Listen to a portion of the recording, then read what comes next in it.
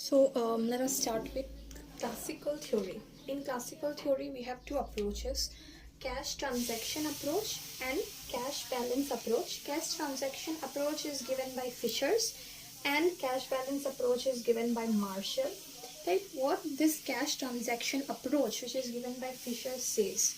Okay, it says that any increase in money supply increases price level. If money supply increases, price level will increase automatically. Okay, that is, it has a direct and proportional relationship. Okay, but if quantity of money increase, then value of money will fall. If money supply increase means what? Quantity of money increase, right? So this theory is also known as quantity theory of money, right? It is also known as quantity theory of money. Right? So any increase in money supply will automatically leads to increase in price level. And but any increase, if money supply increases, means what? The quantity in the economy, money supply available in the economy, quantity will also increase, and that will automatically decrease the value of money, because we know when price level increases, value of the money will fall. So money supply will not affect by price level, means the price level will not affect money supply. Even if price level increases or decreases, money supply will be same. The only affection will be done by the money supply. When money supply increases, price level increase. When money supply falls, price level will fall. And price level, looking at the price level, value of money will be determined. If price level increases, value of money will fall. When price level falls, value of money will increase. Why? Because our purchase, it depends on our purchasing power. Value of money depends on our purchasing power.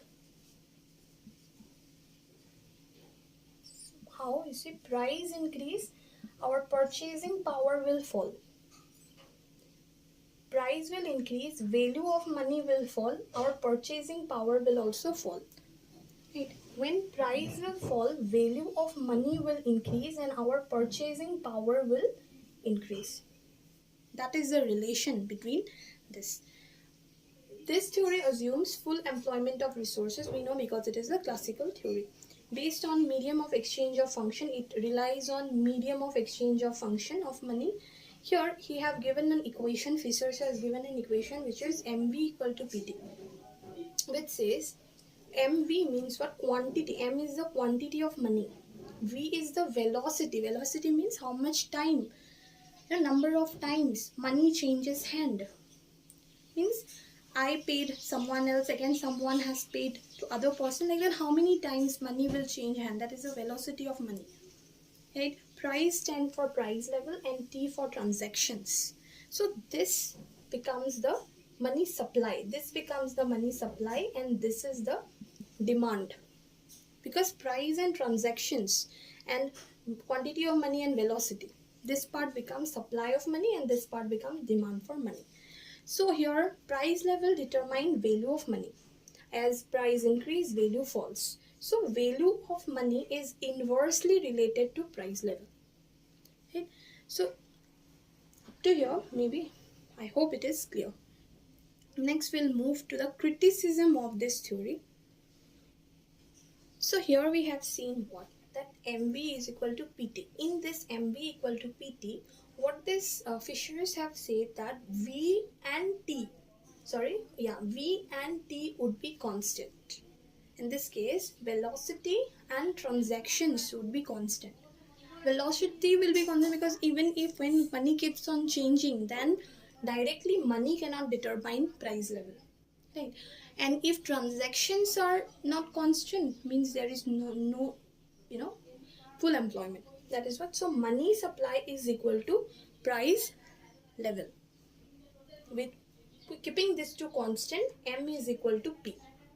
But what is its criticism? What are its criticisms? See, its criticism says that V and T are not constant. V and T cannot be constant because in an economy, velocity of money is there. Transactions takes place. Right? Neglect store of value. store of value is neglected. He only talked about medium of exchange function of money and not store of value. Then price level not passive, right? And can, it cannot operate in the long run. He says that it can operate in the long run. So yeah, that is what. So here V and T are considered as constant. V is constant because money is only demanded for transaction purpose and not for storing, right? So if it is stored, then V cannot be constant. If it is stored, right, then when we store money, then it will not remain constant. So that store of value, from here only store of value is not used in the model. Okay. So V, this velocity can be affected by some other factors also, like banking habits of people, credit policies, rate of interest, population, expenditure habit. So these does not change within a smaller period of time, but takes long time. So V remain constant. So this V remain constant, right? And T is constant because of full employment. Because classical theory depends on full employment and absence of involuntary employment. Full employment is the gist of classical economist, which is the Say's law of market, which says supply creates its own demand. Right. So moving to the another theory of classical theory only, that is means another approach of classical theory only, that is cash balance approach. So next is cash balance approach given by Marshall. Later it is modified by whom? Pigot and Robinson. Okay. So what cash balance, what transaction approach has said? That it is a medium of exchange function of money act as a medium of function, right? What does this says? This says that it is a store of value. Function of money is a store of value. According to this theory, okay, real demand comes from those who want to hold it. Demand will come for those who want to hold it on the account of various motive. It can be various motive, but those who want to hold it, right? Not simply for those who want to exchange for goods and services. Okay, so any change in demand for money and supply of money will have change in price. Demand, when demand for money increases, what happens? When demand for money increases, then obviously supply will increase, and obviously price level will increase. Or when demand for money will increase, in order to reduce the demand for money, when demand for money will increase, in order to reduce this demand, rate of interest will increase, right? Rate of interest will increase. When demand for money increases, rate of interest will increase. Why? In order to reduce this demand.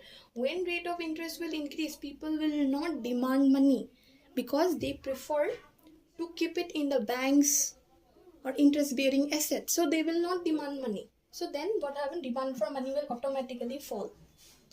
Right? That is the thing, right? Or you see, when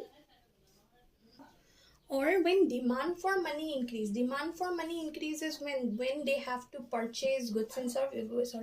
When they have to purchase goods and services according to cash balance approach. But here it has says that it increases because of store of value. Store of value can be for storing purpose, can be for various motives.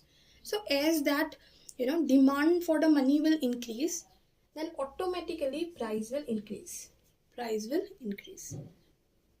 In cash transaction theory also, where it is medium of exchange, and in store of